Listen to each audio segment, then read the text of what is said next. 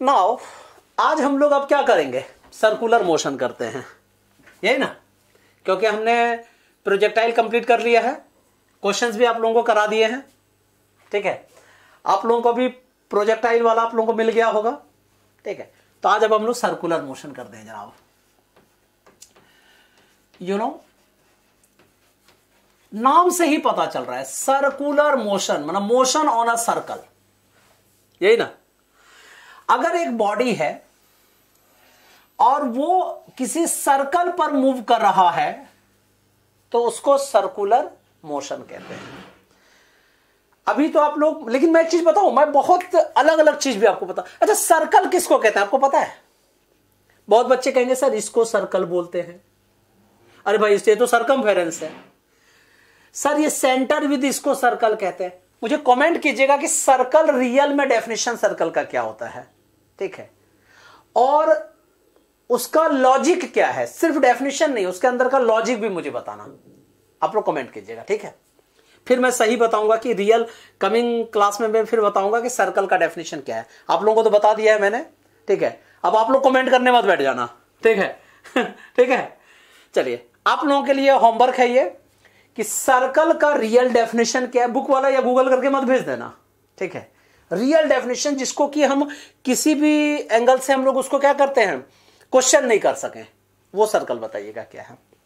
चलिए, तो बेटा हम लोग डिस्कस करते हैं कि जब कोई पाथ किसी, मतलब कोई ऑब्जेक्ट किसी सर्कुलर पाथ पर, ठीक है, मूव कर रहा है तो उसको सर्कुलर मोशन कहते हैं। बहुत अच्छा। यहां से यहां इसको रेडियस कहते हैं, आर कहते हैं। सेंटर से लेकर सरकमफेरेंस के बीच का जो डिस्टेंस होता है इसको रेडियस कहते हैं। ये बचपन में आपने पढ़ा होगा। अब अगर सपोज को ये पॉइंट ए है और ए पॉइंट सर से बी पॉइंट तक कोई ऑब्जेक्ट जो है वो ट्रेवल किया, ठीक है, सर्कल के सरकमफेरेंस पर, तो यहां से यहां तक जो है इसको स्मॉल आर कहते हैं। यस और नो? स्मॉल आर माने क्या हो गया यहां पे, स्मॉल आर नहीं, एल लिख लो, ज्यादा अच्छा रहेगा, ठीक है। इसको एल माने ये हो गया, ये आर्क लेंथ कहते हैं इसको, ठीक है। यहां जो एंगल ये बनाया एंटी क्लॉकवाइज, ये एंगल ट्रेवल करेगा, ये सेंटर पे एक एंगल बनाएगा। इस एंगल को क्या कहते हैं पता है? Angular position. क्या कहते हैं? Angular position. इसी को का दूसरा नाम क्या है बेटा? Angular displacement. यस और नो? जब कोई बॉडी सर्कल पर किसी एक पॉइंट से दूसरे पॉइंट तक ट्रेवल करता है, ठीक है, उस डिस्टेंस को एंगुलर डिस्टेंस बोल सकते हो, लेकिन एक्चुअल में ये डिस्टेंस होता नहीं है, इसलिए इसको एंगुलर डिस्प्लेसमेंट कहते हैं। Means angle traced on centre due to travelling path on circle और curve, this is called angular displacement. Theta हो गया यहां। अब तुम कहोगे सर ये जब ट्रेवल कर रहा था तो इसकी कुछ वेलोसिटी तो होगी। हां बेटा बिल्कुल होगी। तो एंगुलर वेलोसिटी किसको कहेंगे? तो angular velocity is equal to, देखो ये लीनियर वेलोसिटी से अलग है। एंगल पर जो वेलोसिटी ट्रेवल करता है उसको एंगुलर वेलोसिटी कहते हैं। तो you know angular velocity is denoted by omega, और ये एक वेक्टर क्वांटिटी होती है। तो आप लोगों ने पढ़ा है कि velocity is equal to differentiation of displacement. इसका लॉजिक भी आप लोगों को बताया था मैंने। तो यहां उसी तरह से angular velocity is equal to differentiation of, ठीक है, angular displacement upon time, means D theta upon D T. और थीटा क्या है यहां पे? एक वेक्टर क्वांटिटी है। बच्चे कंफ्यूज, सर थीटा कब से वेक्टर हो गया? ये तो स्केलर होता है। बेटा ये भी वेक्टर क्वांटिटी होती है। क्यों? क्योंकि ये भी क्लॉकवाइज एंटी क्लॉकवाइज मूव करती है, इसलिए ये वेक्टर क्वांटिटी होती है। अब तुम कहोगे sir what is the angular displacement, angular acceleration? You no angular acceleration, अगर यहां पे सर्कल पे धक्का दे दे के मूव कर रहा है, इसका मतलब क्या? फोर्स लग रहा है, इसका मतलब एक्सीलरेशन उसमें है। तो एंगुलर एक्सीलरेशन को किससे डिनोट करते हैं पता है? अल्फा से, वेक्टर ऑफ अल्फा। तो तो इज इक्वल टू क्या फॉर्मूला हो जाएगा, vector of alpha is equal to D omega upon D T, means differentiation of angular velocity with respect to time is called angular acceleration. अब तुम कहोगे sir v में और ओमेगा में क्या रिलेशन होता है, v का मतलब क्या हो गया, linear velocity, relation between the linear velocity and angular velocity, angular velocity. अभी मैं इस फॉर्मूला को बता दे रहा हूं, फिर इसका प्रूफ दूंगा, क्योंकि हम लोग विदाउट प्रूफ बात किसी की करते नहीं है और मानते भी नहीं है, पता है, क्योंकि हम लोग साइंस वाले हैं भैया, यही ना। तो एंगुलर वेलोसिटी क्या होता है बेटा, v, सॉरी लीनियर वेलोसिटी क्या होता है v, और एंगुलर वेलोसिटी क्या होता है ओमेगा। तो v इज इक्वल टू क्या होता है, ओमेगा क्रॉस r। ठीक है, बहुत जगह बच्चे गलत बोलते हैं, वो बोलते हैं sir vector of r cross omega, गलत है, ये ओमेगा क्रॉस r होता है। अब तुमको सर ओमेगा थोड़ा सा मुझे फिगर में बताइए, अगर ये बॉडी सर्कल पे इस तरह से मूव कर रहा है तो ये इधर जो है इस डायरेक्शन में मूव कर रहा है, मैंने कहा, तो ये ओमेगा हो गया। और ये यहां पे r क्या है कि किस डिस्टेंस पर वो मूव कर रहा है, तो इसलिए v इक्वल टू क्या होता है, ओमेगा क्रॉस r। अब तुमको अगर सर मैग्नीट्यूडली कैसे लिखेंगे आप, magnitude of v is equal to क्या होगा, r ओमेगा। देखो ये मैग्नीट्यूड में r ओमेगा होता है ना, तो इसलिए बच्चे कंफ्यूज हो जाते हैं, बोलते हैं r क्रॉस ओमेगा, ना गलत है। ठीक है, मैं सबका प्रूफ दूंगा। आज मैं ओवरव्यू आप लोगों को दे रहा हूं कि क्यों होता, क्या हो रहा है ये बता रहा हूं, फिर क्यों होता है ये हम लोग डिस्कस करेंगे। क्लियर है, तो v is equal to you know r omega. अब तुमको सर एक्सीलरेशन इसकी क्या होगी, देखो बेटा एक्सीलरेशन दो तरह की होती है। जब कोई बॉडी सर्कल पर मूव करता है ना, तो इसकी एक्सीलरेशन कितनी तरह की होती है, acceleration, you know there are two types of acceleration.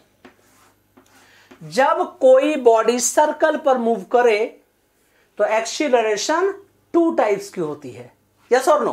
First वाले को क्या कहते हैं, tangential acceleration, tangential acceleration, and you know second one is called centripetal acceleration, centripetal acceleration. ये साउंड कैसा करता है, टेंजेंशियल जो है वही सेंट्रीफ्यूगल टाइप का हो गया, सेंट्रीफ्यूगल एक्सीलरेशन, और ये सेंट्रीपिटल। जब कोई बॉडी सर्कल पर मूव कर रहा है तो सेंटर की तरफ जो एक्सीलरेशन होता है उसको क्या कहते हैं, सेंट्रीपिटल एक्सीलरेशन। और जो सेंटर से आउटसाइड में जो एक्सीलरेशन होता है उसको क्या कहते हैं बेटा, सेंट्रीफ्यूगल एक्सीलरेशन और टेंजेंशियल एक्सीलरेशन। क्लियर है। सो यू नो टेंजेंशियल एक्सीलरेशन को हम लोग a वेक्टर ऑफ t इस तरह से लिखते हैं, और ये क्या हो जाता है, dv बाई dt। क्लियर है मेरी बातें। अब तुम कहोगे सर इसको वेक्टर फॉर्म में लिखा है अपने, dv by dt, v equal to omega r होता है। ठीक है, तो ओमेगा का डिफरेंस देखिए, r कांस्टेंट है, बाहर कर दिया, ओमेगा का क्या हो गया, अल्फा। तो हम लोग क्या लिख सकते हैं, मैं फिर से या थोड़ा सा कर देता हूं, ध्यान देना, differentiation of omega cross r। So you know omega is equal to acceleration, so you know vector of alpha cross r। ठीक है, अब फिर बहुत बच्चे क्या करते हैं, r क्रॉस अल्फा कर देते हैं, वो गलत है। अब तुमको सर इसका मैग्नीट्यूडली कैसे लिखेंगे, टेंजेंशियल एक्सीलरेशन मैग्नीट्यूडली अल्फा r, या r अल्फा भी लिख सकते हो, क्योंकि मैग्नीट्यूड वाइज है ना, कोई फर्क नहीं पड़ता। अब सेंट्रीपिटल एक्सीलरेशन क्या होता है, इसको कैसे डिनोट करते हैं, इसको ac लिखते हैं। ठीक है, AC इज इक्वल टू क्या होता है, vector of v dot vector of v upon r। जब भी मैं बच्चों से पूछता हूं कि वेक्टर फॉर्म में सेंट्रीपिटल एक्सीलरेशन बताइए, तो क्या बोलते हैं पता है, v स्क्वायर अपॉन r। अरे जनाब वो तो आपने मैग्नीट्यूड बता दिया, यस और नो। मैं वेक्टर फॉर्म में पूछ रहा हूं, तो vector of v dot vector of v upon r। क्यों, कमिंग क्लास में ये सारी बातें डिस्कस करेंगे। अब तुमको सर इसका मैग्नीट्यूड क्या हो जाएगा, तो magnitude of centripetal acceleration is equal to v square upon r, और v इक्वल टू क्या होता है, r ओमेगा, तो r square omega square upon r, r और r को कट कर दीजिए, तो क्या हो गया बाबू, omega square r। So centripetal acceleration is equal to you know omega square r, और इसका डायरेक्शन क्या होता, किधर होता है, टुवर्ड्स सेंटर। और टेंजेंशियल एक्सीलरेशन का क्या होता है? Away from the centre. अब एक चीज और बताता हूं, एक दो मैंने महानुभाव सब जो है, कुछ क्या कहते हैं, कम पढ़ने वाले टीचर को भी देखा है मैंने, वो क्या बोलते हैं पता है? सर जानते हो सेंट्रीपिटल एक्सीलरेशन सेंटर की तरफ काम करता है, सेंट्रीफ्यूगल जो है जस्ट बाहर की तरफ करता है, ये 90 डिग्री बनाता है।